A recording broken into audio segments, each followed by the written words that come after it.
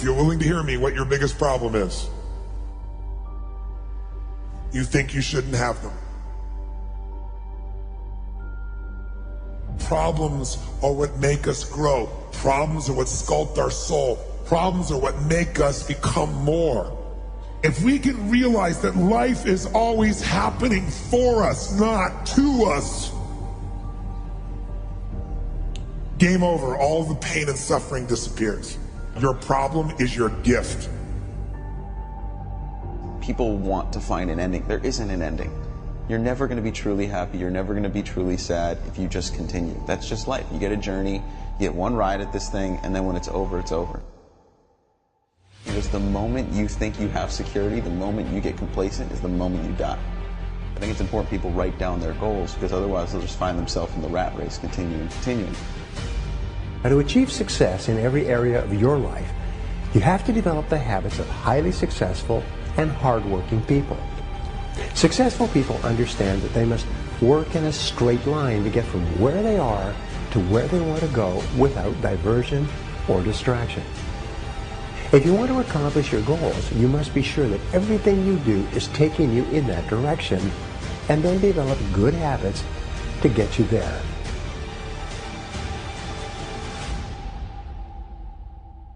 We all have a habit of hesitating.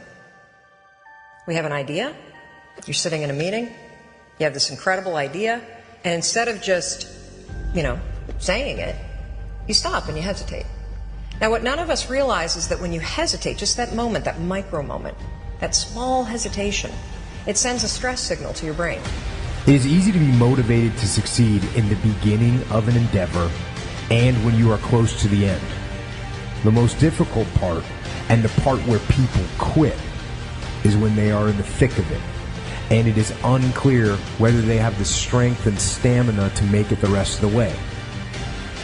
I'm never going to feel like doing the things that are tough or difficult or uncertain or scary or new, so I need to stop waiting until I feel like it. Whatever you focus on, you'll feel, even if it's not true. And so decisions shape destiny.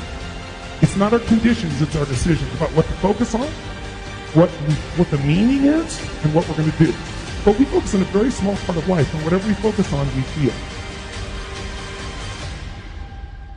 You don't just get a result without some kind of action, without some form of ritual. Ritual meaning actions you do consistently. Now, do you think those people that are out there working out 5 days a week, do they have more time than you do? Or I have, or anybody else? Of course not. Is their life less busy? Of course not. It's just a must for them. They must work out that way, and they've made that turn, their life changed.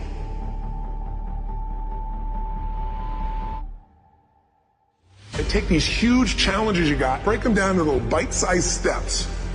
Little things you do each day that after you do them, you get so much momentum that it's easy to succeed. You're not overwhelmed. You have these victory day after day after day on little things. You literally just condition your body and emotion with a couple little rituals. So it doesn't matter what's going on in your world. You feel that strength, and it's not fake. It's not some pump up. It's coming from inside you, and it works. Rituals define us. See, all the results in your life are coming from your rituals. They start with a standard and then have rituals that follow it up. Success and failure are not giant events. They don't just show up. You don't just suddenly become successful or suddenly have this cataclysmic event that makes you fail. It may look that way, but failure comes from all the little things. It's failure to make the call. It's failure to check the books. It's failure to say, I'm sorry. It's failure to push yourself to do things physically that you don't want to do. And all those little failures day after day come together until one day some cataclysmic event happens and you blame that. That event happened because you missed all the little stuff. And success, by the way, is not some overnight event. It's all these little things. Success is having a vision. Success is making it compelling. Success is really seeing it, feeling it every day with strong enough reasons. Success is feeling the sense that I'm here to grow and I'm here to give something to the world more than just myself. Success is caring about other people. Success is calling and saying, I love you in the middle of the day for no damn reason. You need to have some rituals, some cool things you do that nobody else does that gives you a better life than anybody else has. All the little stuff. That's where success comes from. You just have a vision and you don't have the rituals, stop lying to yourself. What's been your biggest accomplishment, you think? Bouncing back, number one, is refusing to listen to the negative chatter in my own head, refusing to listen to other people's perception of me, creating something from absolutely nothing. So I got to, you know, there's the books, there's the TV, there's all that stuff. But my biggest accomplishment is being willing to give myself 1,000 second chances. And every time I got to 999, I pressed reset. Yeah. I didn't ask permission, I gave notice. Yeah. At some point, I have to stop asking, can I be great? Can I be brilliant? Can I be okay and still be accepted? I just stopped asking permission and just gave notice unapologetically, and not in a braggadocious way, not in a way that shrunk anyone else, in a way that said, I only got one life, and I'm gonna ride this one till the wheels fall off. And then all the other stuff came. Wow. As a result of a decision I made. Right, but it was a decision. It was a decision, but and it didn't come from, you know, a motivational experience. It didn't come from an inspiring teacher. It came from hitting rock bottom. Okay, let's talk about that, because this was the thing that when you and I were talking that really struck me, because I had been there, and I just wanted to hear how you had turned it around, because you can be rock bottom and turn it around. That's the best turnaround, because at rock bottom, hell ain't no other way to go. Right. You got to go up, so that's a great time. You climbed to the top. Tell everybody about this journey. I struggled all through school. The last time I took English class, I got a fail. And my English teacher said I was the weakest writer she ever met in her entire life. The last time I took a speech class, same year, I got a D- in speech, and my speech teacher said, Lisa, quote unquote, I recommend you never speak in public, that you get a desk job. So that was the beginning of my life. That was my 19-year-old experience. And then I go on and I'm trying to figure it out. I was obedient. I went and got a job in accounting. I was in the collection department for 7 years. Y'all don't know I'm dangerous to accounting. I'm just dangerous. And I'm in collections, and you know, you should never put a broke person in collections. Never, because everybody's reasons sound good to me. I know it sounds funny, but it was real. Not only did I say, girl, don't you worry about paying that, I'm gonna take your name off the list. Somebody went to jail because I was in I got fired from 5 different jobs. And then I got pregnant with my son unexpectedly. And then at 8 months, my son's father went to prison. I had to get on government's assistance to have my baby. I was on WIC, Women, Infant, and Children, to feed my child. And when my son was 8 months old, I went to the ATM to get $20 out the bank because I didn't have any Pampers for him. And in order to get $20 out, you got that $20 in. I had $11.42. And I still can't tell the story without getting emotional because it's my story. For 2 days, I had to wrap my son in a towel. But something happened, Steve, in those 2 days. I was at rock bottom. I was broke, and I was broken. Inglewood, California. My son laying on his back at 8 months. I have a towel over him, and I have my hand on his stomach saying, don't you worry, Jelani. Mommy will never be this broke again. And I made a decision. I was bankrupt. And every stinking thinking I had, I was bankrupt in trying to protect my pride. I was bankrupt in trying to be all that in a bag of chips and a bowl of grits falsified. I was bankrupt in trying to not ask anyone for help. I was bankrupt in everything that was holding me and keeping me where I was. I've always talked a good game, but I wasn't doing anything with my gift. And all that thing about potential, I was tired of having potential. I wanted to have my now. And I looked at that baby at 8 months and I said, I want to transform your life. Because you didn't ask to come into this chaos. As an African-American male child in South Central Los Angeles, with a single mother whose father's in prison, he had a 66% chance of going to prison himself. Not on my watch. Not on my watch. So if I have to be willing to drastically transform myself so that I can become the woman that I know I can be. Right. And that's what I began to do. I was radical. What did you do, Lisa? What did you do to change your life? First, I realized I couldn't grow with people who were struggling like me. That whole, I don't want to leave nobody behind. No, I don't want to stay with y'all. Right. You don't even want to be here. Like, I don't want to be the queen of this block. Yeah. And I became okay with the fact that It doesn't make me any less committed to my community, committed to my culture, committed to my family. The best thing I can do for you is not stay here with you. That's right. When I've got that, I went to places I'd never seen before. I went to conferences where people were talking about money, talking about prosperity, talking about, it was like, no habla español. What y'all talking about? ROIs and PPMs and term agreements and capital fundraising and bottom lines and what is it? I'm gonna stay until I learn what you're talking about. I went to the same conference 42 times. And there I raised $532,000 in capital for my company, Start My Dream. And my dream was to transform teen lives. I want to teach teens how to fall madly in love with themselves and how to make integrity-based decisions. And I got it funded and I started working. And that was the beginning of me rescuing myself. I realized that I am my rescue. No one else is my rescue. Anybody can dream it, but you'll never see it until you're willing to be committed to it. I was telling somebody the other day, when I didn't have anything, church didn't have any members, I'd get off work, working at Carbide, and drive up the road and work on the church till I had to turn around and go back to work. We worked when we didn't have food. We worked when we didn't have lights. I was putting my whole check in the offering, all of it, trying to keep it going. When I finally got some staff, I went on the road preaching. And whatever I made on the road preaching, I brought it home to make the payroll of the staff. And sometimes I got them paid and couldn't pay me. Commitments. Looked like a fool. Didn't have any clothes. Suits was falling off me. Lining wore out my clothes.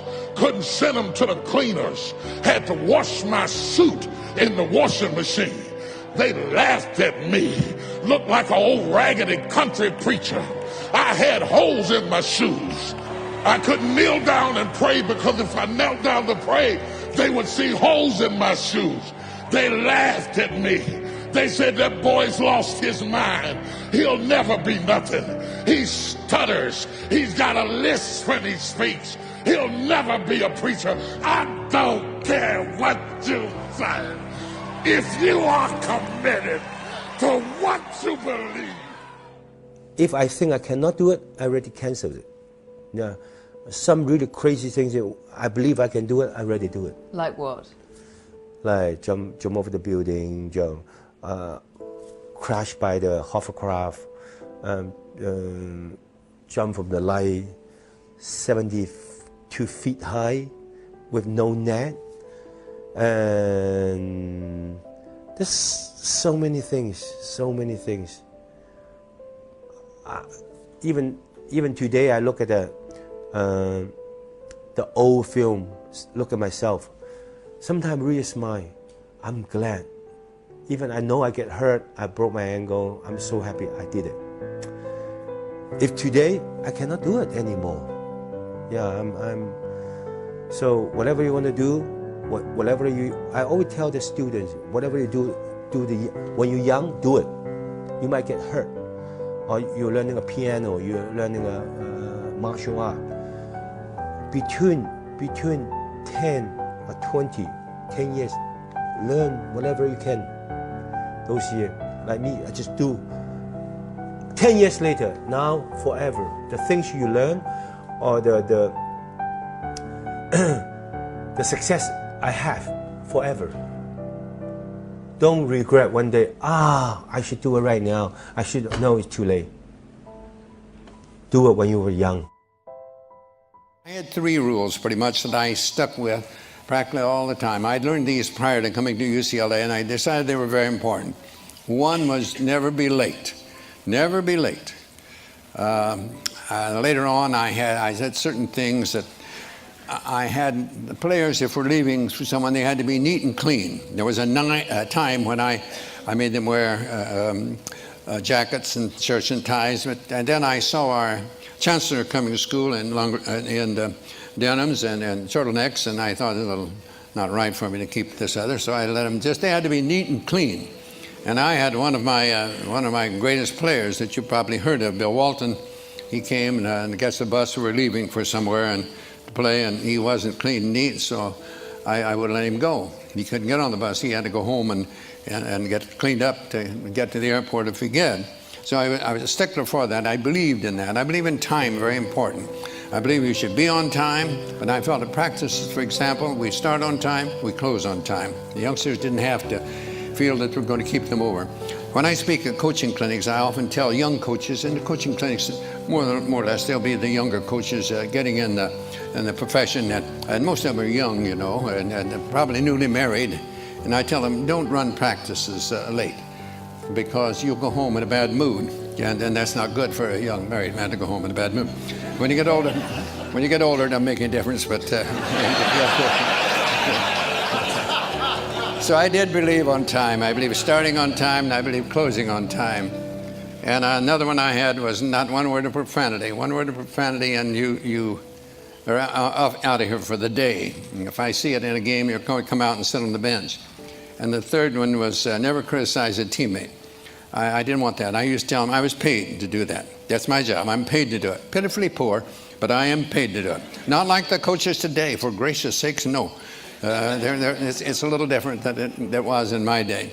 But those are the three things that I stuck with pretty closely all the time. And those actually came from my dad, and that's what he tried to teach me and my brothers at one time. You are responsible for your life. I've known this. I've known this since The Color Purple. In 1985, I've probably told you the story when I did The Color Purple, but in 1985, I did The Color Purple. Prior to that, I had read the book, Larry. Now, this is when I got The Secret thing, but I didn't know it was called The Secret. I read the book, The Color Purple, and then went out and got books for everybody else I knew. And I was obsessed about this story. Obsessed about it. I ate, slept, thought all the time about The Color Purple. I moved to Chicago. I get a call from a casting agent asking, would I like to come and audition for a movie? I've never gotten a call in my life from anybody for a movie or anything like that. And I say, is it The Color Purple? And he says, no, it's a movie called Moonsong. And I go, well, I've been praying for The Color Purple. And I go to the audition, and of course it was The Color Purple. I audition. I don't hear anything for months. And I go to this fat farm, and I think it's because I'm fat, because I was about 212 pounds at the time. And I think I didn't get the call back because I'm so fat. And I'm at this fat farm, and I'm praying and crying, saying to God, help me let this go. Because I wanted to be in this movie so much. I wanted it, I wanted it, I wanted it. I thought I was going to be in the movie. There's all these signs that I should be in the movie. And I go to this fat farm, and I'm praying and crying. And as I'm on the track singing this song, I surrender all, I surrender all to thee, my blessed Savior. I surrender all. I'm singing that song, praying and crying. A woman comes out to me, and she says, on the track, it's raining, and she says, there's a phone call for you. And the phone call was Steven Spielberg saying, I want to see you in my office in California tomorrow. Now, what I learned from that, that moment absolutely changed my life forever, because I had drawn The Color Purple into my life. I didn't know Steven Spielberg. I didn't know Quincy Jones, who saw me in Chicago. In 1984, he was there for a lawsuit that was being filed against Michael Jackson because he'd been working on his Thriller album. And he saw me on AM Chicago and said, that's Sophia.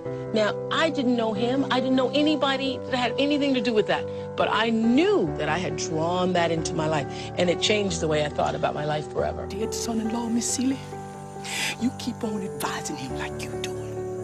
It is very true that the way you think creates reality for yourself. There are other factors going on, so it's not everything, but you really can change your own reality based on the way that you think. Yeah, I had graduated college, and I have, you know, this degree in fine arts, and my dad saw me coming and going to work every day, and he was like, what are you doing? And I was like, making a living. What are you talking about?